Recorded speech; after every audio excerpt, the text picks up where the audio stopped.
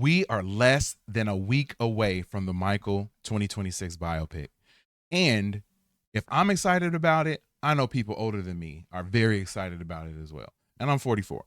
But what about the younger generation? How are the kids feeling about this? Are they excited about it? Let me know in those comments below. Do you have kids? Do you know kids? Are they excited about this film? I don't know if they're going to be as excited as we are, but are they excited about the film? Let me know in the comments below. But anyway, MJ Forever dropped an awesome video where they were talking about the next generation of Michael Jackson fans. So I wanted to watch it and react to it.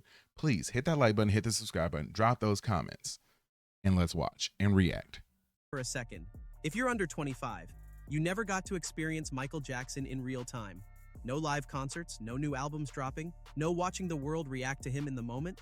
You only know him through old clips, TikTok sounds, and your parents telling you you had to be there. But on and that's true. That's true. I do the same thing with my kids. I have 4 daughters, and I do the same thing with them. I initially kind of just listen to his music all the time, and it's in the background of our lives, so they in turn end up liking the music, and then as they've gotten older, they've been able to watch the videos and learn more and more about his life. So that's kind of what the part in the role that I've taken in exposing my younger kids to his music. I think that this movie is going to take that to an entirely different level because it's going to reach so many other people. I think the first weekend it's going to blast everything out of the park.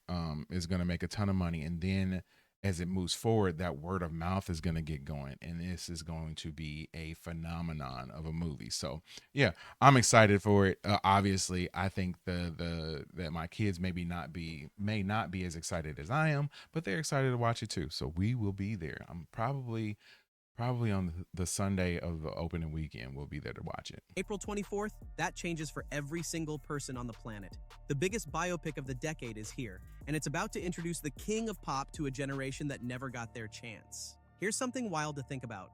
Michael Jackson passed away in June 2009. That means anyone who is... Do you remember where you were at when he passed away? I remember my daughter, who is 17 now. I remember watching on the computer. I was sitting on my computer and I was watching a broadcast of CNN, and they interrupted it and they discussed that he had been found unresponsive. And I know they initially didn't say that he had passed away, but they had said that he had been found unresponsive. I remember I had my daughter, she was a baby at the time, and she was just on my, on my shoulder, taking a nap. And I was sitting there on the computer, like moving the mouse and like watching and reading about what was happening. So yeah, it's one of those moments. It's just one of those moments. Where were you at when he passed away?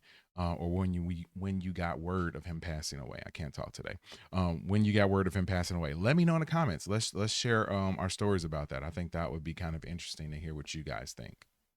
22 years old right now, was only 5 or 6 when he died. They didn't grow up watching him perform on live television. They didn't experience the moment Thriller dropped and changed music forever. They didn't see the world stop every time he walked onto a stage. What they got instead were YouTube clips with grainy quality, 10-second TikToks, and maybe a parent's old CD in the car. That's not the full experience. That's not even close. And here's the thing, even with just those fragments, Gen Z is obsessed with him. His music still racks up billions of streams. The moonwalk still goes viral every few months. Billie Jean still sounds like it was made yesterday.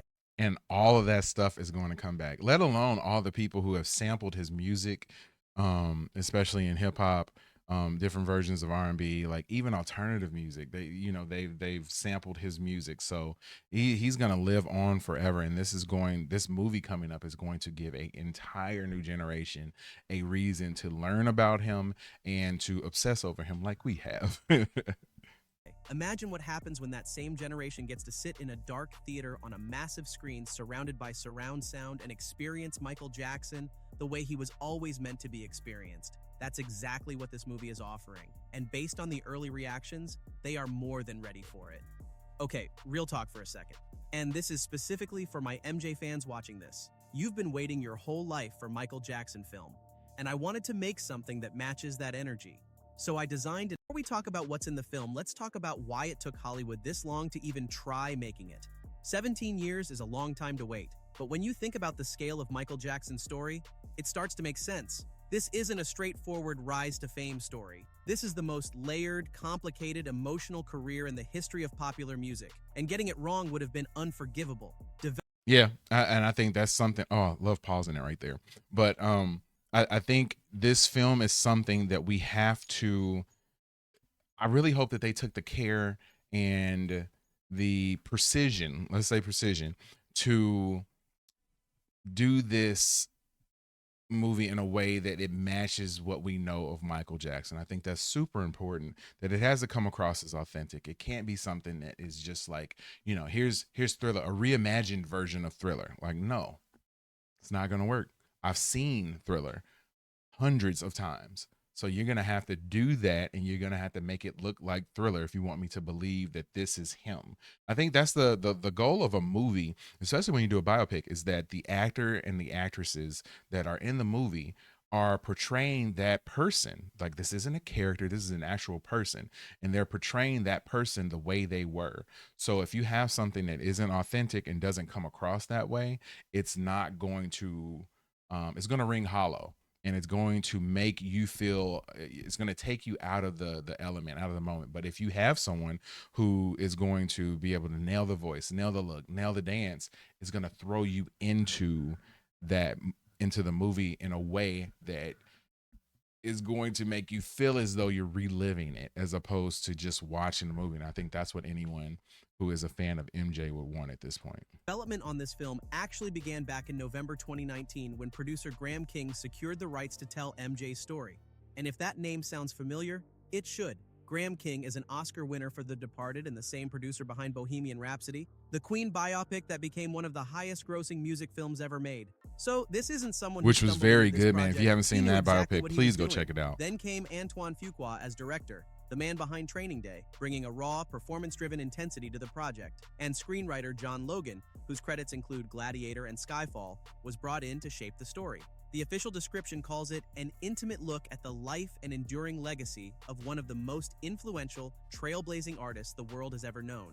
I'm really impressed by directors and writers who are able to sort of switch genres, because this Michael movie in his life is nothing like Gladiator, but yet you're able to write both. Like, that's really interesting to me and really cool. I don't know if I could do that. I might have one specialty, but I don't think that I could just come up with an entirely different type and category of movie on different occasions.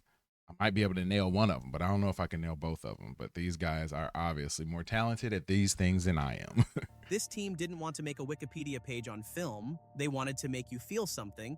And to do that, they made one casting decision that nobody saw coming. When the name Jaafar Jackson was announced as the lead, a lot of people had to Google him. And that's actually part of what makes this story so compelling. Jaafar Jackson is Michael's real-life nephew, the son of former Jackson 5 member Jermaine Jackson. And this film marks his very first acting role. No prior credits, no Hollywood background, just talent, preparation, and a bloodline that connects him directly to the man he's portraying. His family connection and vocal similarity. It's created crazy that immediate Jafar curiosity the moment. never acted before. And I just from what I've seen in the trailers, I have not seen the movie yet, of course, and I'm going to go see it this week. But just what I've seen in the trailers, it's amazing that he has not done that before. Like, he comes across as very natural in his portrayal of Michael. So yeah, I would think that you would have to have some sort of acting chops to do that. And maybe he's just naturally gifted, or maybe acting isn't as difficult as everyone makes it seem. But I don't think that that's the answer. I just think he has a natural talent and a natural knack for acting like his uncle. When his casting was announced. But Jaafar didn't just show up and trade on his last name. He went through a 2-year casting process to earn the role and prove to the filmmakers he was capable of becoming Michael. He trained obsessively. The dance moves, the mannerisms, the vocal delivery, all of it. Director Antoine Fuqua watched it happen in real time and said, "It's uncanny how much he's like Michael." And Jaafar himself described the responsibility beautifully. When the trailer dropped and people saw him in the Thriller makeup, in the white glove, doing the moonwalk, the comment section said it all. The world believed him instantly. But Jaafar is just one piece of this. The real secret weapon of this entire film? The music. Let's be honest about. Of course. And I mean, everybody knows the music. We all can't wait to see that. We all can't wait to hear it. I'm going to fast forward a little bit just so we can check this out a little bit faster. Here's the best comparison we have for what's about to happen. When Bohemian Rhapsody came out in 2018, Queen wasn't exactly forgotten, but they weren't dominating the cultural conversation either. Then that movie hit Oh, this movie theaters, and will. suddenly, Queen was everywhere again. Younger people who had never really sat down and listened to them became obsessed overnight. Streams exploded, vinyl sold out. Bohemian Rhapsody, the song hit the charts again decades after it was first released. Oh, Mike's music is gonna hit number one. I didn't even think about that. I did not think about that. And we know how many number one hits he's had over his career. And we just know that I mean, I hadn't thought about it, but yeah, this go around, he's gonna have a number one hit. I wonder which one it's gonna be. If I had to guess, I don't know if it'll be Thriller. I think if I had to guess, it'd probably be Billie Jean. That'd be my guess.